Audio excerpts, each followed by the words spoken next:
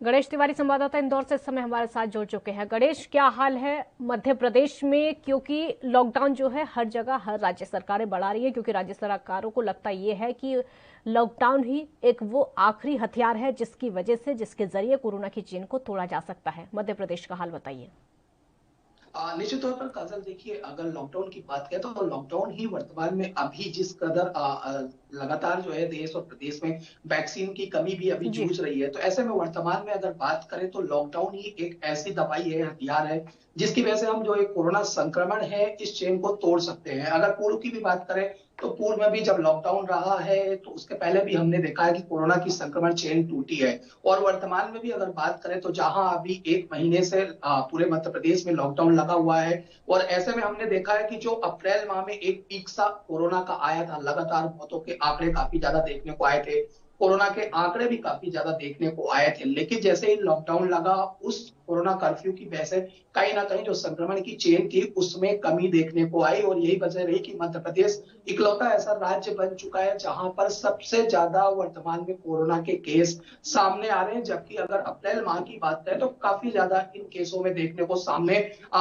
Case सामने आ रहे थे, जहां की प्रधानमंत्री नरेंद्र मोदी ने भी मध्य प्रदेश की यहाँ पर मुख्यमंत्री शिवराज सिंह चौहान से बात करके और प्रदेश की सराहना की है, जिस कदर कोरोना संक्रमण की चेन को तोड़ने में मध्य प्रदेश अग्रसर रहा है। अगर वर्तमान की लॉकडाउन की काजल बात करें तो मध्य प्रदेश में हालांकि 28 मई तक लॉकडाउन लगा दिया गया है। वहीं अगर बात करें तो 29 और 30 को शनिवार और रविवार है, तो ऐसे में शनिवार और रविवार को पहले से ही लॉकडाउन लगाया गया है। तो इस तरह मध्य प्रदेश की बात करें तो सभी जिलों में एक तरह से 30 तारीख तक पूरी तरह से लॉकडाउन लगा हुआ है।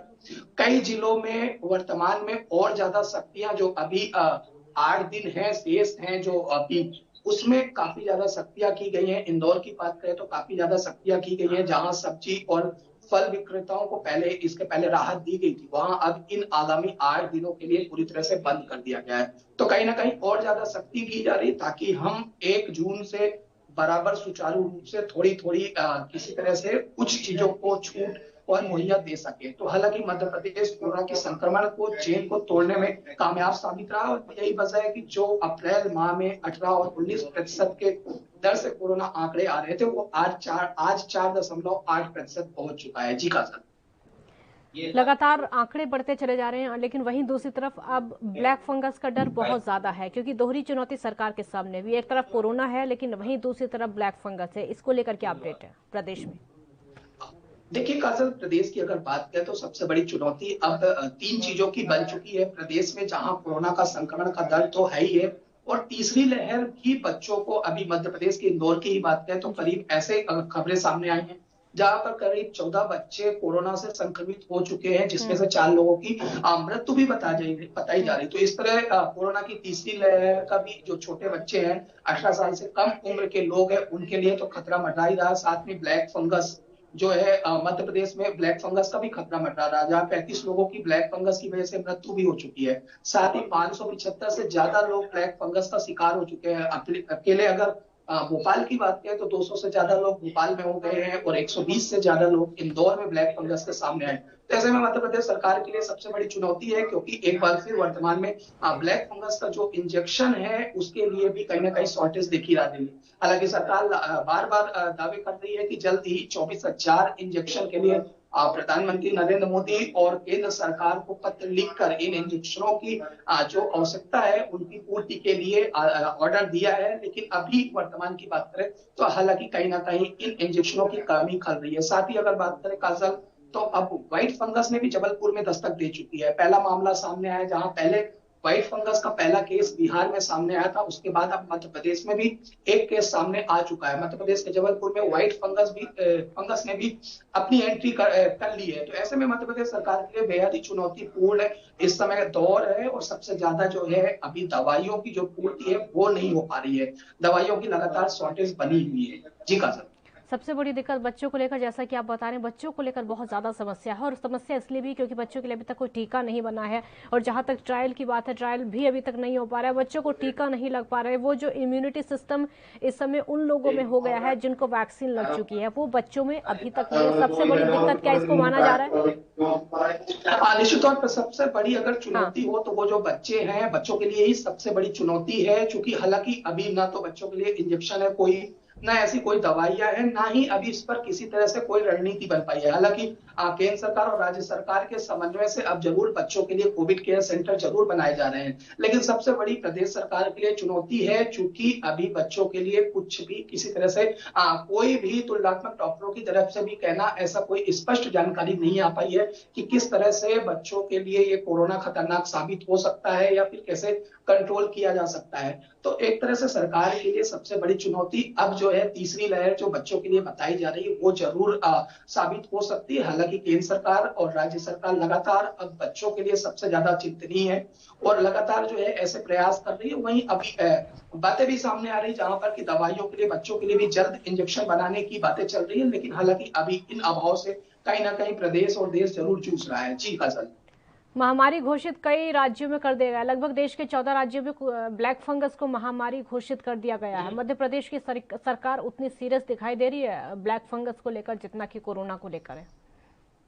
काजल, अगर महामारी की बात करें तो सबसे पहले अगर मध्य प्रदेश की बात करें तो ब्लैक फंगस को अगर महामारी घोषित करने वाला पहला राज्य वैसे मध्य प्रदेश ही रहा है। मध्य प्रदेश ने महामारी इस ब्लैक फंगस बीमारी को महामारी घोषित कर दिया है। बात करें तो करीब इंदौर, भोपाल, जबलपुर, ग्वालियर में ऐसे हॉस्पिटल भी चिन्हित किए हैं जहां पर हॉस्पिटल पर मुफ्त में मध्य प्रदेश सरकार ने ब्लैक फंगस के इलाज की घोषणा की है और उनका इलाज किया जाएगा। लेकिन सबसे बड़ी समस्या अभी हालांकि वर्तमान में जरूर इलाज भी है और महामारी से घोषित किया गया है, लेकिन कहीं ना कहीं इंजेक्शन की जरूर शॉर्टेज कमी खल रही है, जिसकी वजह से एक बार फिर जैसे पूर्व में कोरोना महामारी के दौर पर रेमडेसिविर इंजेक्शन के लिए लोगों की भाग दौड़ काफी देखने को सामने आई थी, वैसे वर्तमान में भी जो उनके परिजन है जो हॉस्पिटलों में एडमिट है, चिन्हित हॉस्पिटलों में एडमिट है, वो कहीं ना कहीं परेशान जरूर होते हुए दिख रहे हैं। जी का सर। फ्री इलाज की ऐलान किया गया है कि फ्री इलाज लोगों का होगा, ऐलान तो कर दिया गया, लेकिन हम देखते हैं कि ऐलान कई बार सिर्फ और सिर्फ कागजों में सीमित रह जाता है, धरातल पर उतर नहीं पाता है, लोगों को उसका फायदा नहीं मिल पाता है। दिख रहा है इस समय ऐसा कुछ? निश्चित तौर पर देखिए कई ऐसे परिजन हैं जिनका लगातार आरोप है। हालांकि मध्य प्रदेश सरकार ने इसकी घोषणा की है और हॉस्पिटलों को सख्त हिदायत भी दी है कि इसका निःशुल्क इलाज किया जाए और किसी तरह से किसी भी परिजन या फिर मरीज को प्रताड़ित ना किया जाए। लेकिन ऐसी कई बार ऐसी चुनौतियां भी सामने आती हैं, खबरें भी सामने आती है जहां पर हॉस्पिटल प्रबंधन की लगातार मनमानियां साबित होती है। जैसे कि पूर्व में भी अगर बात करें मध्य प्रदेश सरकार ने आयुष्मान कार्ड को लेकर जहां घोषणा की थी कि आयुष्मान कार्ड के थ्रू जो है निःशुल्क इलाज किया जाएगा जिन लोगों के पास आयुष्मान कार्ड है, लेकिन उसके बाद भी ऐसी खबरें सामने आई रही थी जहां पर आयुष्मान कार्ड को किसी तरह से अप्रूवल जो है प्राइवेट अस्पताल या कई हॉस्पिटल प्रबंधन नहीं दे रहे थे। तो ऐसे में हालांकि ऐसी खबरें जरूर सामने आती हैं, लेकिन मध्य प्रदेश सरकार लगातार ये दावे कर रही है, चाहे वो कागजी दावे ही हो कि हम जो है पूरी तरह से कोविड और ब्लैक फंगस महामारी का निःशुल्क इलाज करेंगे। जी काजल। चेन तोड़ने में सबसे ज्यादा प्रभावी माना जा रहा है कि लॉकडाउन है, कितना असर दिख रहा है, कितने लोग इसका पालन कर रहे हैं?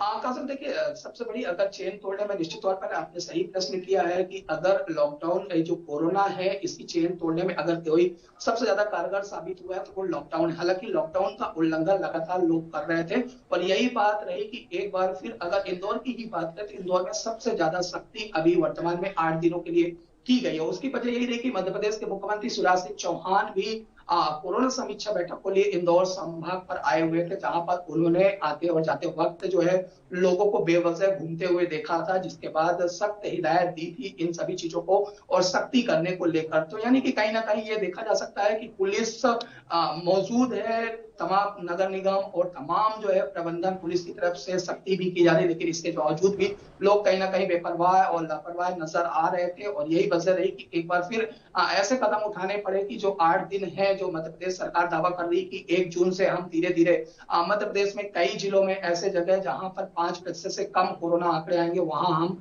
धीरे धीरे जो है छूट देना प्रारंभ करेंगे। तो उसी की वजह रही कि कहीं ना कहीं लोग जो है लॉकडाउन का लगातार उल्लंघन कर रहे थे, जिसकी वजह से जो अभी वर्तमान में 8 दिनों के लिए बेहद ही सख्ती मध्य प्रदेश में करनी पड़ी। तो हालांकि लेकिन कहीं ना कहीं आम जनता का भी पूरी तरह से समर्थन मिला है। कुछ लोग ही ऐसे बेपरवाह नजर आए हैं और जिसकी वजह से उन लोगों की वजह से जो पूरी तरह से इस पे समर्थन किया है, कोरोना गाइडलाइन का पालन किया, उन्हीं की वजह से आज जो कोरोना चेन जो टूट रही है, सभी का एक तरह से श्रेय भी जाता है। जी हाँ सर। बहुत शुक्रिया आपका गणेश तिवारी इस पूरी जानकारी के लिए। तो जिस तरीके के